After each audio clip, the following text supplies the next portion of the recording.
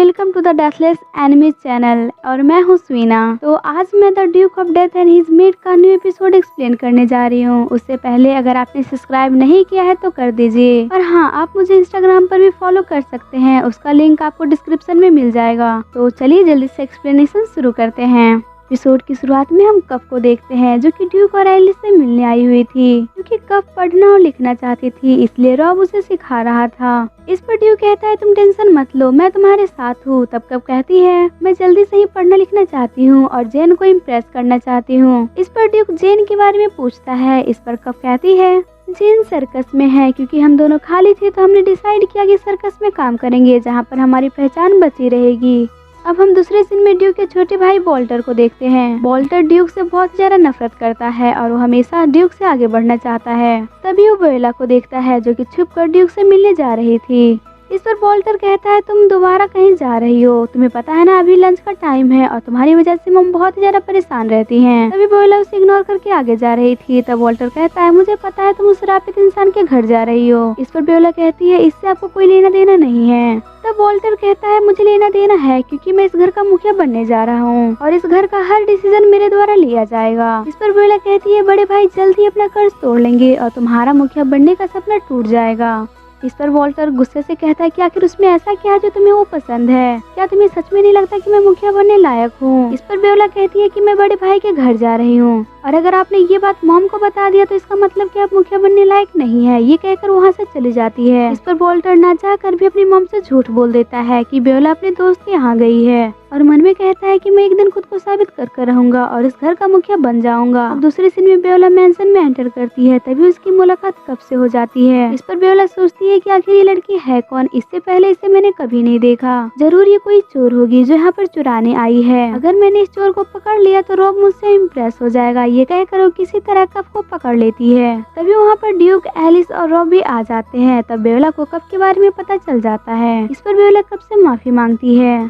तभी रॉब बेला के बाल में लगी मिट्टी को हटा देता है। ये देखकर बेला बहुत ज्यादा खुश हो जाती है। अब दूसरे सीन में ड्यूक और एलिस चेयर्स खेल रहे थे, जहाँ पर एलिस विंडो के पास जाकर कहती है क्या आपको याद है ऐसा ही मौसम था जब हम मिले थे। और उसके साथ ही हमें फ्लैशबैक दिखाया जाता है जहाँ पर ड्यूक को शुरू में कर्ज मिला था और जिस वजह से उसकी फैमिली उसे छोड़कर चली गई थी। इस वजह से ड्यूक बहुत ज्यादा डिप्रेस होकर एक कमरे में बंद होता है। तभी वहाँ पर रॉब एलिस को लेकर आता है। इस पर ड्यूक गुस्से से कहता है रॉब मैंने कितनी बार कहा है कि यहाँ से चले जाओ। इस पर रॉब कहता है ये एलिस है आपके बचपन की दोस्त और आज से यहीं पर अब मैड का काम करेगी। इस पर ड्यूक गुस्से से कहता है मैंने कितनी बार कहा है कि बचपन की याद मत दिलाया करो, मुझे नफरत है अपने बचपन से और मैं अपने बचपन की हर चीज भूल चुका हूँ, तो ये लड़की भी मुझे याद नहीं है, तो यहाँ से चले जाओ। इस पर एलिस ड्यूक के पास आकर कहती है मैं आपको नहीं भूली यंग मास्टर, एक दिन के लिए भी नहीं, प्लीज मुझे यहाँ रहने दीजिए, मैं आपके साथ रहना चाहती हूँ। इस पर ड्यूक गुस्से से कहता है बिल्कुल नहीं, तुम यहाँ से चले जाओ। पर रॉब किसी तरह एलिस को वहाँ पर रख लेता है और उन दोनों के जाने के बाद ड्यूक वही फर्श पर लेट कर रोते हुए कहता है मुझे अकेला छोड़ दो, मैं भीख मांगता हूँ, बस मैं मरना चाहता हूँ। अब मॉर्निंग का सीन दिखाया जाता है जहाँ पर ड्यूक एलिस को मेड यूनिफॉर्म में देखकर बहुत गुस्सा होता है और वो ये कहकर चला जाता है कि वो उससे बहुत नफरत करता है। अब पियानो रूम में ड्यूक फैसला करता है कि वो पियानो नहीं बजाएगा। तभी वहाँ पर एलिस उसके लिए डिनर लेकर आती है। इस पर ड्यूक उसे मना करते हुए कहता है कि मैंने कितनी बार कहा है कि तुम मेरे पास मत आया करो और जब तक तुम यहाँ रहोगी तब तक मैं बिल्कुल भी खाना नहीं खाऊंगा। इस पर एलिस पूछती है कि आप मुझसे नफरत करते हैं?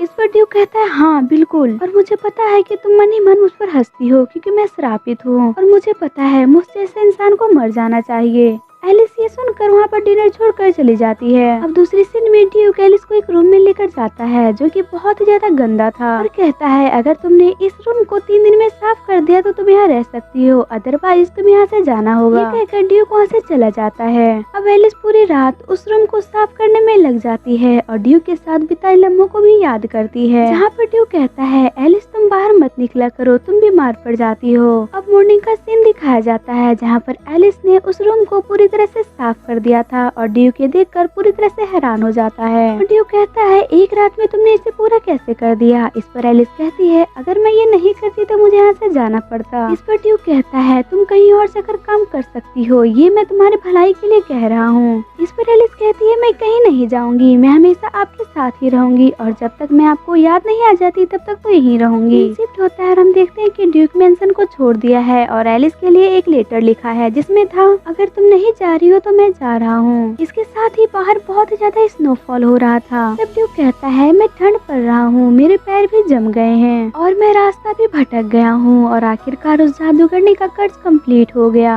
कि मैं अकेला ही मरूंगा, लेकिन काश मैं भी किसी से प्यार कर पाता। और ये कहते ही वो बर्फ की ढलान से टकरा कर गिर जाता है और उसकी उठने की पावर भी नहीं बचता है। तब ड्यूक कहता है शायद अब मैं मरने वाला हूँ, जब से ये कर्ज मिला है तब से मेरी जिंदगी नर्क बन गई है। इस कर्ज की वजह से मैंने कोई दोस्त भी नहीं बनाए और इसी के साथ ड्यूक को एलिस की सभी यादें याद आ जाती है। तब ड्यूक कहता है हाँ मुझे याद आया, उस लड़की का नाम एलिस था, काश मैं उससे दोबारा मिल पाता, लेकिन अब कोई फायदा भी नहीं है। और ये कहते हुए उसकी आंखें बंद हो जाती है। तभी वहाँ पर भागते हुए एलिस आती है। इस पर ड्यूक उसे देखकर मुंह मोड़ लेता है और कहता है मैंने मरने का फैसला किया है तो मुझे यहीं पर छोड़ दो और तुम चली जाओ। इस पर एलिस गुस्से से उसे बर्फ मारते हुए कहती है क्यों आप अपनी जिंदगी ऐसे गुजार रहे हैं, और रोते हुए कहती है आपको भी खुश रहने का हक है, फर्क नहीं पड़ता आप श्रापित हो या कुछ और। मुझे नफरत है आपको इस तरह हारते हुए देखने से, और प्लीज उनके बारे में सोचिए जिन्हें आप पीछे छोड़ देंगे। और अभी भी ऐसे लोग हैं जिनको आपकी चिंता है।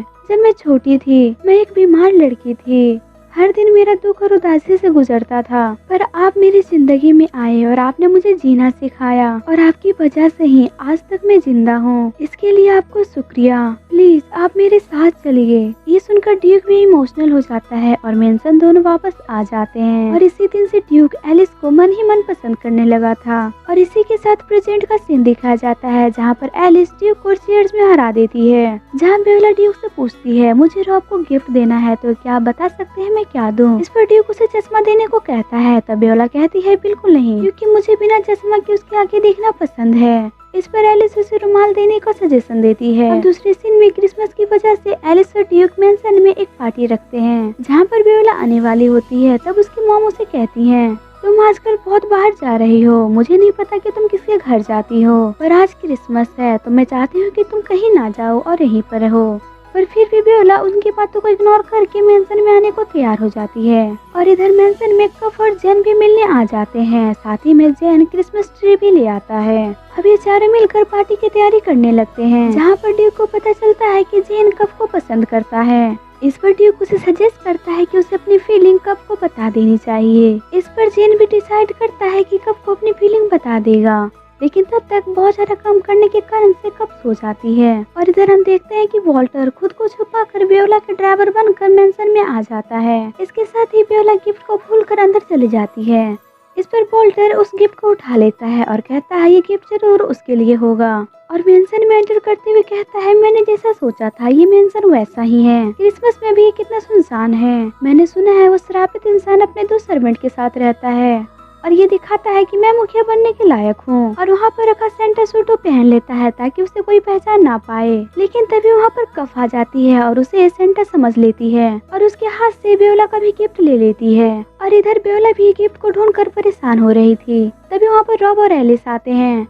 तब एलिस कहती है सेंटा का सूट खो गया है। तभी वहाँ चिमनी से वॉल्टर उसके अंदर से गिरता है और उठकर कहता है मैरी क्रिसमस। तब बेयोला कहती है मुझे यकीन नहीं हो रहा तुम मेरा पीछा करते हुए यहाँ गए। ड्यूक ये सुनकर बहुत ज्यादा हैरान हो जाता है और ड्यूक कहता है वॉल्टर मेरा छोटा भाई। इस पर वॉल्टर गुस्से से कहता है मुझे अपना छोटा भाई मत बुलाओ, मैंने तुम्हें सालों से देखा नहीं है पर तुम बिल्कुल भी नहीं बदले। तभी वहाँ पर कफ गिफ्ट लेकर आ जाती है और ये देखकर बेयोला उसे पहचान लेती है और इस पर वो दोनों अपना अपना बताकर लड़ने लगते हैं। तब ड्यूक कहता है मैं घर का बड़ा बेटा हूँ, इसीलिए सब चाहते हैं मैं मुखिया बनूं, लेकिन अगर मैंने अपना श्राप तोड़ लिया तो क्या मेरा परिवार मुझे अपना लेगा। तब वॉल्टर गुस्से से कहता है क्या तुम्हें पता नहीं वो मुझे किस तरह ट्रीट करती है, बस मैं उनके लिए एक ऑप्शन हूँ, अगर तुम्हारा श्राप नहीं टूटा तो। क्योंकि मैं थोड़ा बाद में पैदा हुआ। इससे मेरा पूरा फ्यूचर बर्बाद हो गया। और इसी बीच कफ गुस्से से उस गिफ्ट को जला देती है। इस पर ड्यूक किसी तरह उसे बचाकर बेओला को वापस दे देता है। तब वॉल्टर गुस्से से कहता है, चलो एक शर्त लगाते हैं, जिसने भी तुम्हारे कर्ज के तोड़ का सबसे पहले पता लगा लिया वो घर का मुखिया बनेगा।